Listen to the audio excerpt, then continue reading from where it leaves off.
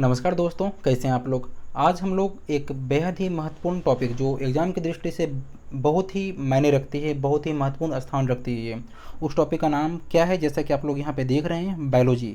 जी हाँ, आज हम लोग बायोलॉजी यानी जीव विज्ञान को कवर करने जा रहे हैं। इसका हम लोग प्रत्येक चैप्टर को देखेंगे। उस चैप्टर से जितने सारे प्रश्न बन सकते हैं उन सारे प्रश्नों को हम लोग यहाँ पे कवर करेंगे, और साथ ही जितने सारे प्रश्न चाहे रेलवे में, बीपीएससी में या कई अदर एग्जाम में जितने सारे प्रश्न पूछे गए हैं उन सारे प्रश्नों को भी हम लोग इसमें कवर करते हुए चलेंगे। तो आप इत्मीनान से देखिए, हम लोग अगर आप इसे प्रत्येक चैप्टर वाइज को ढंग से कवर कर देते हैं, मैं आपको यकीन दिलाता हूँ कि अगर इस चैप्टर से अगर पूरा सब्जेक्ट को अगर आप ढंग से देख लेते हैं तो अगर 100 क्वेश्चन आता है तो आप उसमें 85 प्लस बनाने में सक्षम होंगे। ये मेरा गारंटी है।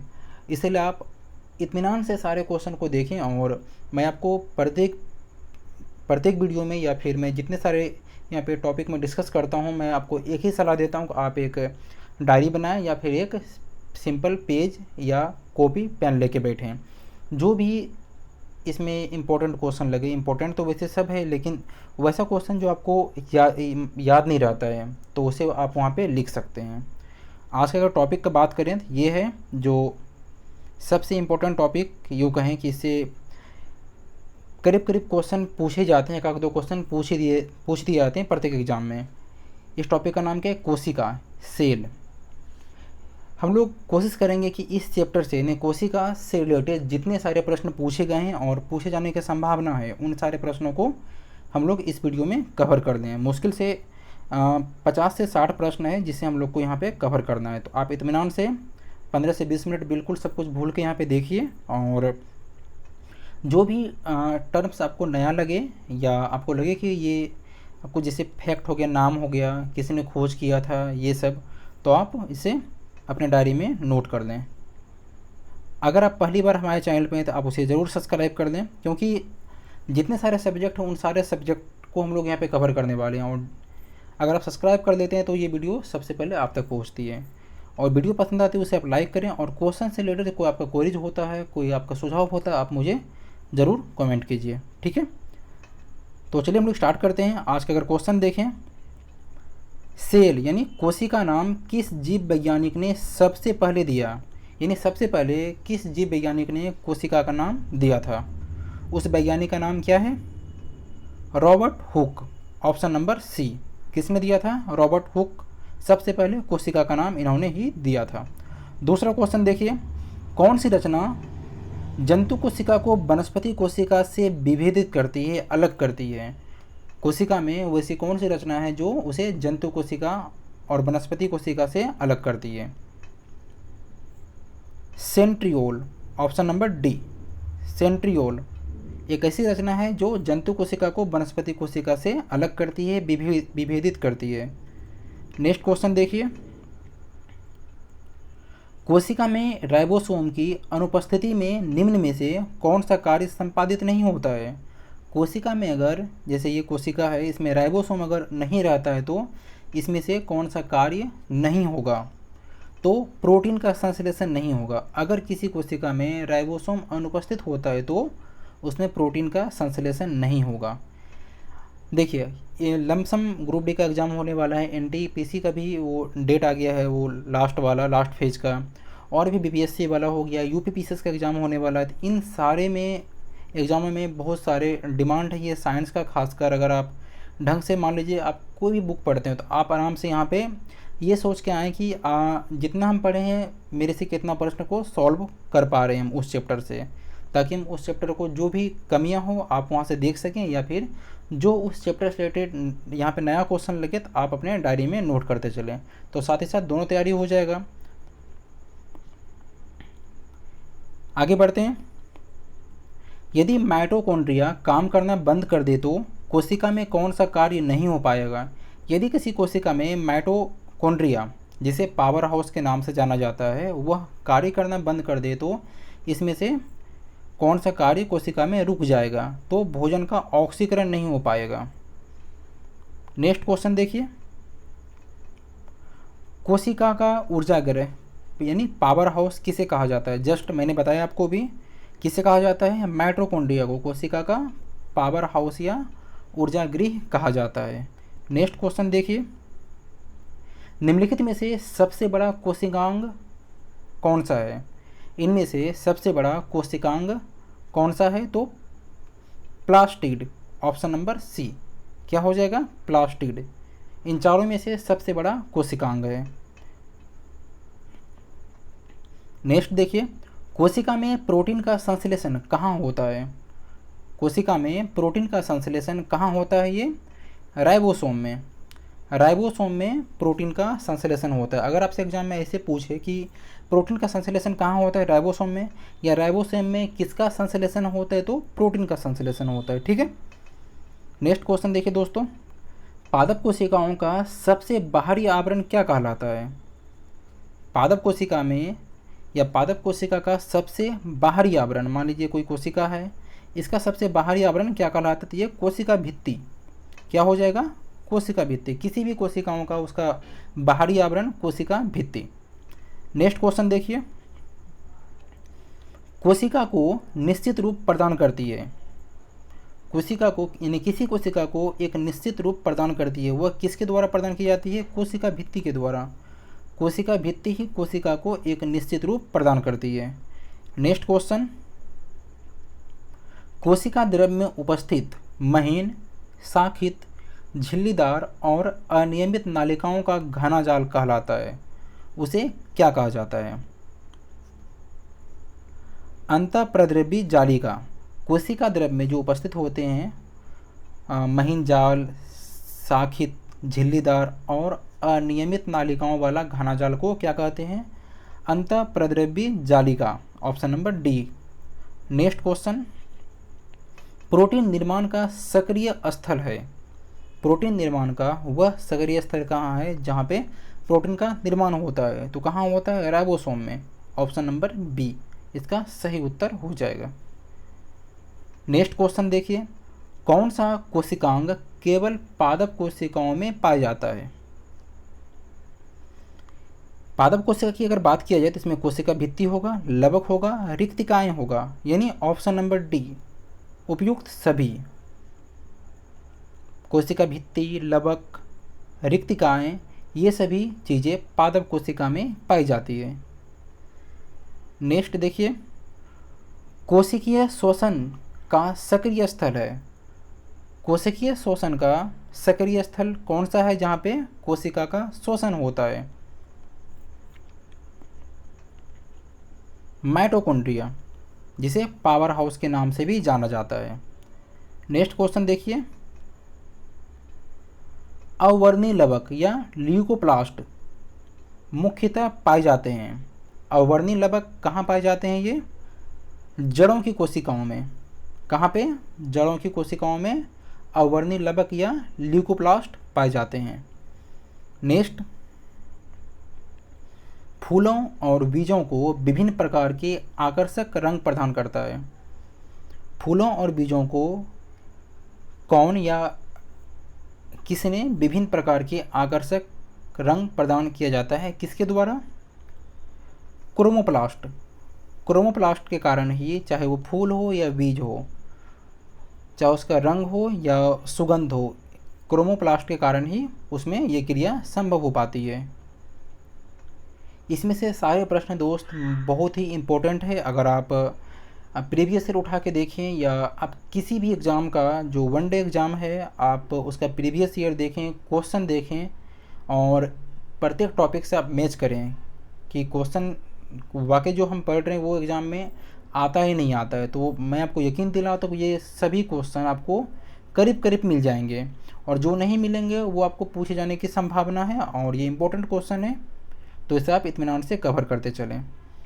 नेक्स्ट क्वेश्चन देखिए, ये प्रश्न कई एग्जाम में पूछे जा चुके हैं। पत्तियों को हरा रंग प्रदान करता है, यानी पत्तियों का हरा रंग किसके द्वारा होता है? क्लोरोप्लास्ट। पत्तियों को हरा रंग क्लोरोप्लास्ट प्रदान करता है या उसके कारण यह हरा होता है। नेक्स्ट क्वेश्चन देखिए, कोशिका की आत्महत्या की थैली किसे कहा जाता है? ऐसे सब प्रश्न खासकर आपका ग्रुप डी एग्जाम में या रेलवे एग्जाम में बार बार पूछे जाते हैं कि कोशिका की आत्महत्या की थैली या किसे आत्महत्या की थैली कहा जाता है, और ये आपके सामने ये 4 ऑप्शन दे देगा। तो लाइसोसोम को कोशिका की आत्महत्या की थैली कहा जाता है। नेक्स्ट क्वेश्चन, लाइसोसोम में पाया जाने वाला वह एंजाइम जिसमें जीव द्रव्य को घुला देने या नष्ट कर देने की क्षमता होती है क्या कहलाता है? Hydrolytic enzyme. हाइड्रोलाइटिक एंजाइम वैसा एंजाइम है जो लाइसोसोम में पाया जाता है और इसके द्वारा जीव द्रव्य को घुला देने या नष्ट कर देने की क्षमता होती है। नेक्स्ट क्वेश्चन, 80% से अधिक कोशिका में पाए जाने वाला पदार्थ क्या कहलाता है? किसी कोशिका में 80% से अधिक पाए जाने वाला पदार्थ को क्या कहा जाता है? तो किसी भी कोशिका में 80% जो पाया जाता है वह जल पाया जाता है और बाकी फिर प्रोटीन और कुछ अन्य पदार्थ। नेक्स्ट, निम्नलिखित में से किसने यह मूल धारणा प्रस्तुत की कि सभी जीव कोशिकाओं के बने हुए हैं? सबसे पहले यह अवधारणा या सिद्धांत किसने दिया था कि सभी जीव कोशिकाओं के द्वारा ही बने हैं? ऑप्शन नंबर डी इसका सही उत्तर है, जिसमें से स्लाइडन और टी स्वान, इन्होंने सबसे पहले बताया था कि किसी भी जीव की जो कोशिकाएं होते हैं, किसी भी जीव में सभी कोशिकाएं से बने होते हैं। नेक्स्ट क्वेश्चन देखिए, किसकी उपस्थिति के कारण किसी पादप कोशिका और पशु कोशिका में अंतर पाया जाता है? कोशिका भित्ति। कोशिका भित्ति के कारण किसी पादप कोशिका और जंतु कोशिका में अंतर पाया जाता है। दोनों में क्या अंतर होता है? एक में कोशिका भित्ति होता है, एक में कोशिका भित्ति नहीं होता है। नेक्स्ट क्वेश्चन, गोल्जी का प्रमुख कार्य क्या है? स्रावी। गोल्जी काय का प्रमुख कार्य क्या है? स्रावी। नेक्स्ट क्वेश्चन देखिए, निम्नलिखित में से कौन सा कोशिकांग डीएनए रखता है? कौन सा कोशिकांग डीएनए रखता है? तो माइटोकॉन्ड्रिया। माइटोकॉन्ड्रिया जो कोशिका का अंग है, जिसे पावर हाउस भी कहा जाता है यानी ऊर्जा गृह कहा जाता है, वह डीएनए रखता है। ठीक है, एग्जाम में प्रश्न आ जाए तो आप इसे आराम से टिक कर सकते हैं। नेक्स्ट क्वेश्चन देखिए,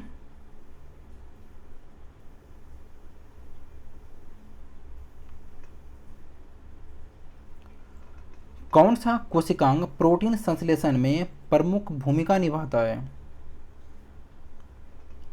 एंडोप्लाज्मिक रेटिकुलम एवं राइबोसोम, ये दोनों यानी एंडोप्लाज्मिक रेटिकुलम एवं राइबोसोम कोशिकांग जो कोशिका के अंग है, प्रोटीन संश्लेषण में महत्वपूर्ण भूमिका निभाता है। नेक्स्ट क्वेश्चन देखिए,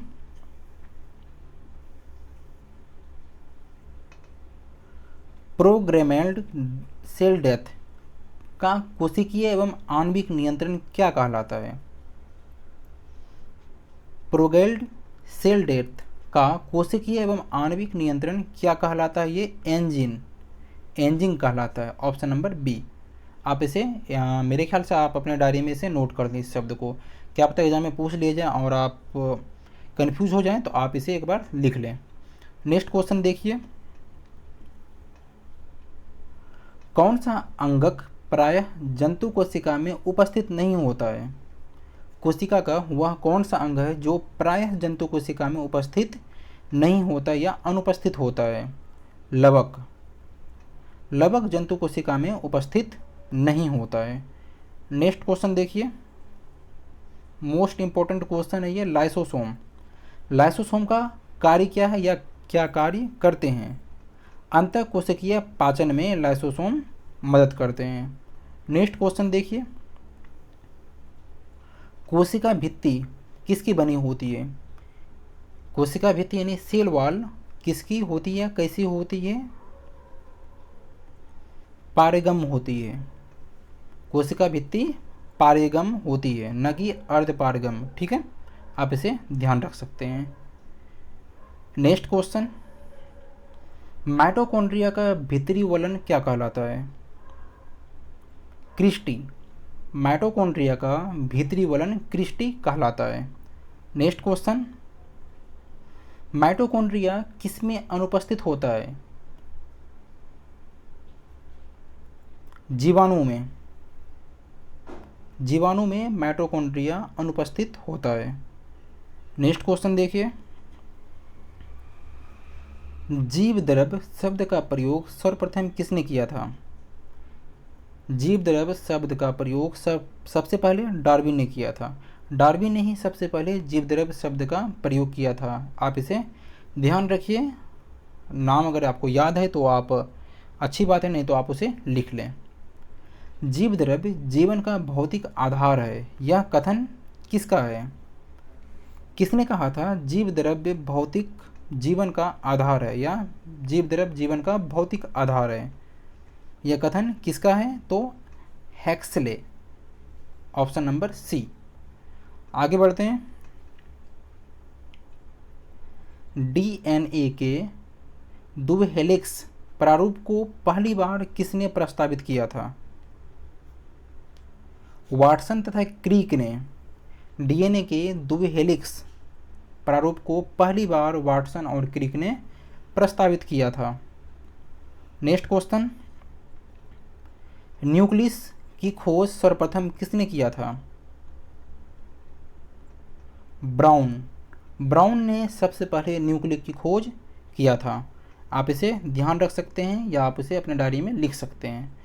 कोशिका की क्रियात्मक गतिविधियां नियंत्रित होती है किसके द्वारा? किसी भी कोशिका की क्रियात्मक गतिविधियां किसके द्वारा होती है नियंत्रित? केंद्रक द्वारा। केंद्रक द्वारा ही कोशिका की क्रियात्मक गतिविधियां नियंत्रित की जाती है, नियंत्रित होती है। गुणसूत्र यानी क्रोमोसोम शब्द प्रदान किया था। गुणसूत्र या क्रोमोसोम शब्द को सबसे पहली बार किसने? वाल्डेयर ने प्रदान किया था। Option number B.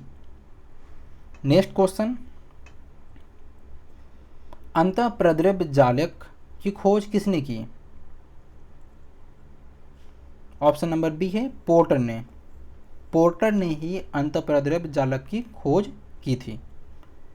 नेक्स्ट देखिए, इलेक्ट्रॉन सूक्ष्मदर्शी की खोज की किसने? नॉल एवं रक्सा ने। इन दोनों ने यानी नॉल तथा रक्सा ने सबसे पहले इलेक्ट्रॉन सूक्ष्मदर्शी की खोज किया था। नेक्स्ट क्वेश्चन देखते हैं। कुछ क्वेश्चन आपको ऐसे लगेगा कि ये शायद पहली बार पढ़ रहे हैं, तो आप उसे आराम से अपने डायरी में लिख सकते हैं। लेकिन जब भी आप वीडियो देखें तो आप एक पेन कॉपी लेके ज़रूर बैठें, नहीं तो वीडियो देखने का कोई मतलब नहीं बनेगा। आप आराम से देख लीजिएगा, क्वेश्चन याद नहीं रहेगा, या फिर आप अगर पहले से पढ़े हैं तब तो अच्छी बात है, नहीं तो कुछ चीज़ ऐसे हैं जो आप उसे अपने डायरी में लिख सकते हैं। क्वेश्चन नंबर 39, वास्तविक केंद्रक किस में अनुपस्थित होता है? जीवाणु में। जीवाणु में वास्तविक केंद्रक अनुपस्थित होता है। नेक्स्ट क्वेश्चन देखिए, सर्वाधिक संख्या में गुणसूत्र पाए जाते हैं। सब इन चारों में से बताइए सबसे ज़्यादा गुणसूत्र किस में पाया जाता है? ओफियोग्लोसस। ओफियोग्लोसस में सबसे ज़्यादा गुणसूत्र पाया जाता है। ऑप्शन नंबर डी, ना कि गन्ना, आलू, मनुष्य में। अगर आपके बुक्स वगैरह में जिससे भी आप पढ़े हैं, चाहे लोशन पढ़ रही है या फिर घटना चक्र, उसमें ये शब्द दिया है तो अच्छी बात है, वहाँ पे आप इसे हाईलाइट कर दें। अगर नहीं मिल रहा है, अगर आप पहली बार इसको सुन रहे हैं या देख रहे हैं, तो आप इसे अपने डायरी में लिख लें। आगे बढ़ते हैं। कोशिका का जीवित अंश जीवद्रव्य कहलाता है। यह किससे बना होता है? किसी भी कोशिका का जीवित अंश को जीवद्रव्य कहा जाता है। यह किसका बना होता है? यह कोशिका द्रव्य, केंद्रक द्रव्य एवं एनी कोशिकांग का बना होता है। आप प्रत्येक क्वेश्चन को ढंग से देखें, उसको एक दो बार अपने माइंड में रिकॉल करें, माइंड में पढ़ें उसे, और जिस क्वेश्चन में डाउट हो आप आराम से उसे लिख सकते हैं। कोशिकीय व आणविक जीव विज्ञान केंद्र कहाँ स्थित है? कोशिकीय व आणविक जीव विज्ञान केंद्र कहाँ स्थित है? यह है हैदराबाद में। Option number D. Next question देखिए, निम्नलिखित में से सबसे छोटी कोशिका इन चारों में से सबसे छोटी कोशिका माइकोप्लाज्मा, माइकोप्लाज्मा यह सबसे छोटी कोशिका है। नेक्स्ट क्वेश्चन,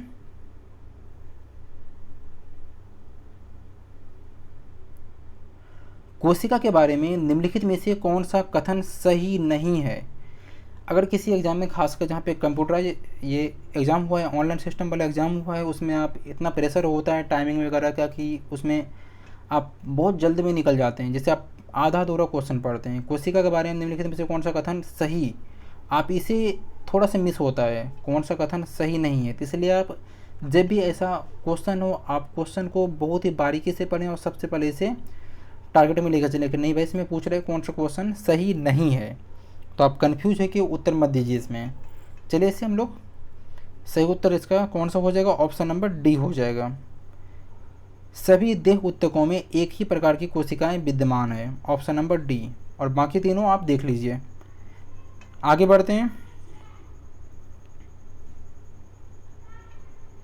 निम्नलिखित कोशिका अंगकों में कौन सा एक अर्धपारगम्य है। कोशिका झिल्ली जो अर्धपारगम्य है, यानी कुछ कुछ जो ज़रूरत की चीज़ें हैं वो पार हो जाता है और जो नहीं है वो नहीं होता है। नेक्स्ट क्वेश्चन देखिए 46, निम्नलिखित पोषकों में से कौन सा एक पौधों की कोशिका भित्ति का एक संरचनात्मक घटक है। मैग्नीज, मैग्नीज जो एक पोषक तत्व भी कह सकते हैं, यह पौधों की कोशिका भित्ति का एक संरचनात्मक घटक है। नेक्स्ट क्वेश्चन,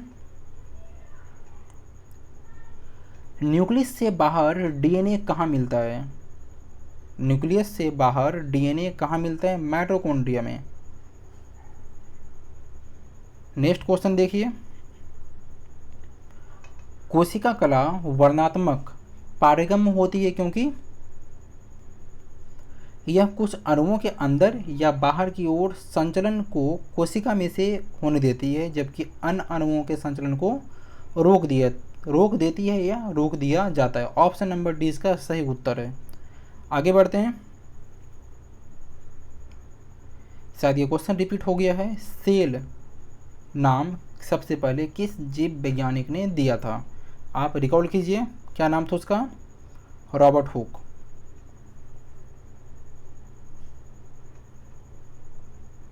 कौन सी रचना जंतु कोशिका को वनस्पति कोशिका से विभेदित करती है, उसे अलग करती है, उस रचना का नाम क्या है। सेंट्रियोल। करीब करीब कोशिका चैप्टर से हम लोग कंप्लीट क्वेश्चन को कर चुके हैं और इससे ज़्यादा उम्मीद नहीं है, चांस नहीं कि इससे ज़्यादा प्रश्न आपसे पूछे। लमसम कोशिका चैप्टर से, सेल चैप्टर से हम लोग 50 क्वेश्चन इसमें कंप्लीट कर चुके हैं।